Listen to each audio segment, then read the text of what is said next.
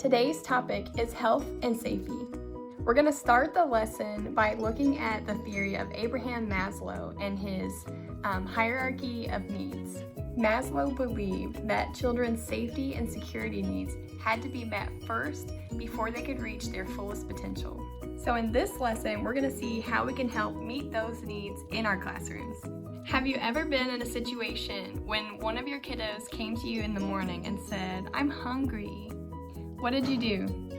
Did you offer them breakfast or did you make them come to morning circle? Hopefully you offered them breakfast because we know how important good nutrition is for a child to be able to learn. If a child came to you in the middle of the day and said they were tired, would you offer them a nap mat? Or would you tell them to tough it up and keep going throughout the day? I would hope you'd let the child sleep because we know that sleep is foundational for a child to be able to learn and focus. If so, you were doing exactly what Maslow was asking us to do without even knowing it. In this lesson, we're going to be looking at all kinds of Kentucky rules and regulations that govern the way that we educate our young children. We're going to talk about how common germs are spread and proper techniques for how to wash your hands. We're going to talk about all kinds of ways you can encourage your little ones to wash their hands. You can sing silly songs, or you can even do fun science experiments. We're going to talk about how to safely handle bodily fluids and how to take precautions against infectious disease. We're going to talk about how to properly clean and sanitize all the surfaces in your classroom, how to mix your soap solutions and your disinfecting solutions. We're going to talk about what we clean, when we clean, and how we clean it. The best way to keep your classroom and your kiddos healthy is to make sure that your room is clean. The last thing we want is one child getting the whole class sick and one class getting the whole school sick. In order for children to be able to learn, they have to be there. And in order for them to be there, they have to be healthy. Believe it or not, there are going to be times when your kiddos come to school sick anyway.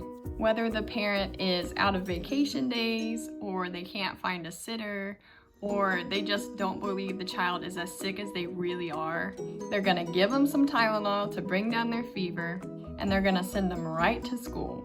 So we're going to be talking about some exclusion guidelines to help us in our classroom. As a teacher, it's important for you to know what to look for in a sick child, when it's safe for them to stay, and when it's time to go home. We're also going to be talking about childhood immunizations, the vaccines that are required, and also the information that you are required to keep on file. I know a lot of parents are afraid to vaccinate their young child, but vaccines prevent disease. I just had to take my 2-month-old to get his first round of vaccinations this morning, and it was not fun. But I knew that this was for his own good and for the good of all the children that he will be around when he goes to school. Children in your classroom are required by law to provide proof of their vaccination or medical exemption records within the first 30 days of their enrollment. Even if they abstain from vaccinations for religious or personal preferences, they still have to have a medical statement signed by their physician. It is that important to the health and well-being of our society. Did you know that the #1 chronic disease for young children is dental decay?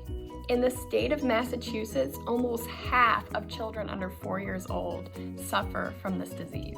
Dental decay is serious, it's painful, and it can even lead to serious infections and complications. Many people think they're just baby teeth, but the truth is, how you treat your baby teeth will affect your adult teeth.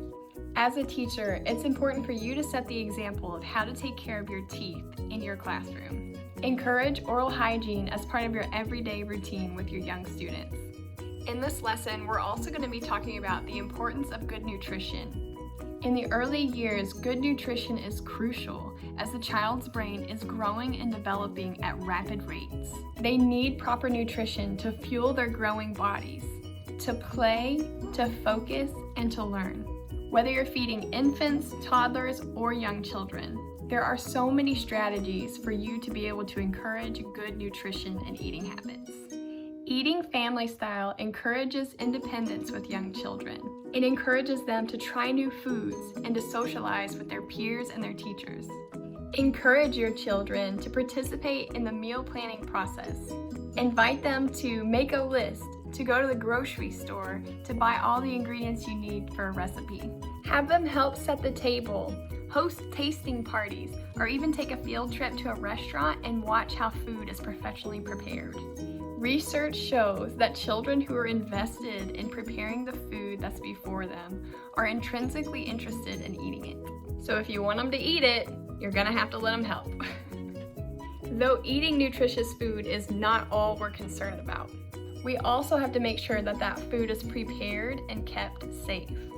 In this lesson, we'll look at the rules and regulations of how to properly store food. We'll look at how to safely handle food and also how to prepare it. We'll also look at how to safely store and handle breast milk. Breast milk is far more than just a perfect food for a growing baby.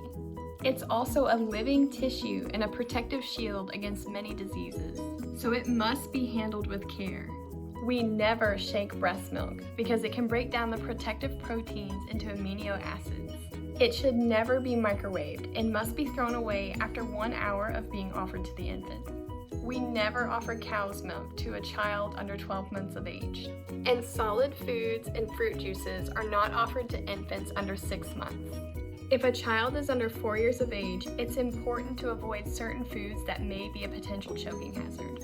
Hot dogs, whole grapes, nuts, popcorn, peanut butter, and even hard pretzels can be difficult for a child to swallow. Their small airways can become easily blocked, so it's important for you to make sure that the food is cut into small, manageable pieces.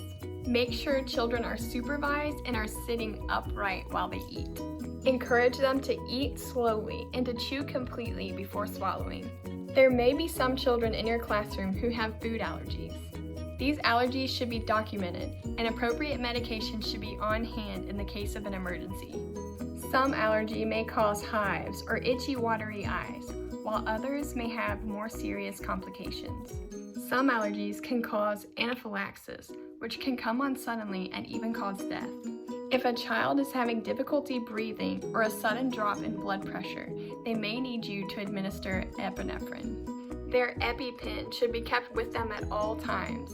It should go with them to the lunchroom, to the playground, and even on field trips. There are 8 foods that most commonly cause allergic reactions: cow's milk, eggs and peanuts, fish and shellfish, soy, and wheat. There are even non-food items that can cause allergic reactions in young children. Soaps, crayons, finger paints, and even modeling clay may contain ingredients that trigger an allergy.